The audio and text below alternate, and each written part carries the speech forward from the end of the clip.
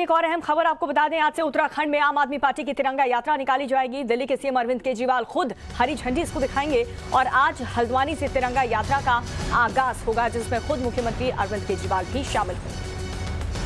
और इस वक्त क्या कुछ कह रहे हैं मुख्यमंत्री अरविंद केजरीवाल, आइए आपको सुनाते हैं। देवभूमि को दंडवत, देवभूमि के सभी साथियों को, सभी लोगों को मेरा प्रणाम। चार धाम की यात्रा शुरू होने पे सभी लोगों को बहुत बहुत बधाई। उत्तराखंड को बने हुए 21 साल हो गए। इन 21 सालों में इन पार्टियों ने, इन नेताओं ने उत्तराखंड की दुर्दशा करने में कोई कसर नहीं छोड़ी। नदियां लूट ली, पहाड़ लूट लिए, जंगल लूट लिए, जो मिला वही लूट लिया इन लोगों ने। आज पिछले कुछ दिनों से, पिछले कुछ महीनों से कोटियाल साहब के साथ बैठ के, उत्तराखंड के लोगों के साथ बैठ के, देवभूमि के लोगों के साथ बैठ के इन 21 सालों की दुर्दशा को 21 महीनों में ठीक करने का हम लोग प्लान बना रहे हैं। और वही प्लान एक एक करके आप लोगों के सामने लेके आ रहे हैं। कैसे स्कूल बनाए जाएंगे, कैसे अस्पताल खोले जाएंगे, कैसे 24 घंटे बिजली मुहैया कराई जाएगी, कैसे सड़कें ठीक की जाएंगी, कैसे खेती ठीक की जाएगी, कैसे रोजगार मुहैया कराए जाएंगे। इन सारी चीजों के ऊपर जो 21 साल में इन सब ने मिलकर दुर्दशा की है, इस दुर्दशा को 21 महीनों में ठीक करने का पूरा प्लान हम लोगों ने उत्तराखंड के लोगों के साथ मिलकर तैयार किया है। उस प्लान का पहला बिंदु मैं अभी जब कुछ हफ्ते पहले आया था तब आपके बीच में रखा था कि लोग बिजली के बिलों से परेशान हैं, किसान बिजली के बिलों से परेशान हैं, पुराने अनाप शनाप बिलों से परेशान हैं। तो हमने कहा कि जैसे दिल्ली में करके दिखाया, दिल्ली में आज लगभग 73% लोगों को मुफ्त बिजली मिलती है। हमने करके दिखाया है, हम झूठे वादे नहीं करते।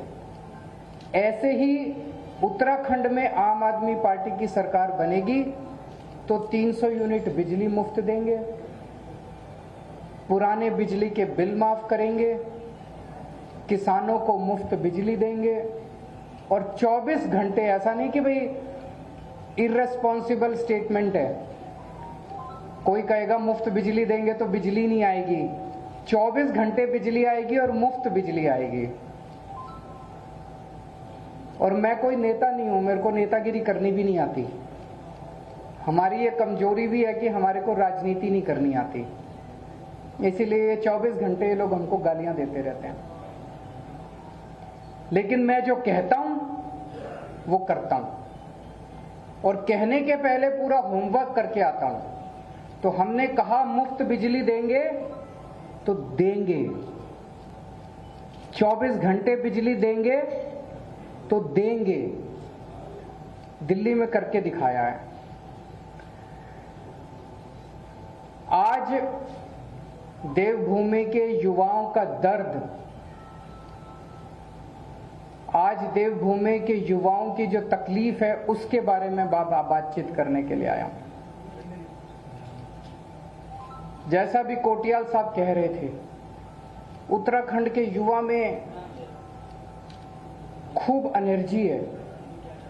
उत्तराखंड के युवा को जब भी अवसर मिला उसने गजब के काम करके दिखाए हैं। उत्तराखंड का युवा जब फौज में जाता है तो गजब की शक्ति दिखाता है। लेकिन पिछले 21 सालों की जो दुर्दशा इन पार्टियों और नेताओं ने मिलकर की है, उन्होंने युवाओं की भी दुर्दशा कर दिया। आज युवा के पास आज युवा अवसरों की तलाश में, उत्तराखंड के अंदर उसको जब अवसर नहीं मिलते तो उसको अवसरों की तलाश में अपना घर बार छोड़ के पूरे चारों तरफ दुनिया में, देश की तरफ जाना पड़ता है। कोई अपना घर छोड़ के नहीं जाना चाहता अपनी मर्जी से। सब चाहते हैं कि मैं अपने घर में ही रहूं, अपने गांव में ही रहूं, अगर मुझे वहां अवसर मिल जाए तो। लेकिन आज सबसे बड़ी समस्या उत्तराखंड की उसका पलायन बन गई है। एक तरह से उत्तराखंड पलायन प्रदेश बन गया है और युवा बहुत ज्यादा दुखी है। हर युवा को रोजगार चाहिए। युवा भीख नहीं मांग रहा, उसका अधिकार है। हर युवा को रोजगार चाहिए और ये हो सकता है। आप पूछेंगे ये हो सकता है कि ये हो सकता है। इस पे हमने खूब चर्चा की, घंटों चर्चा की, इस पे खूब प्लानिंग करी हम लोगों ने। एक ही शर्त है, अच्छी नीयत वाली सरकार चाहिए। तो उत्तराखंड के युवाओं को रोजगार देने के लिए, उत्तराखंड के युवाओं को रोजगार मुहैया कराने के लिए आज मैं 6 घोषणाएं कर रहा हूं।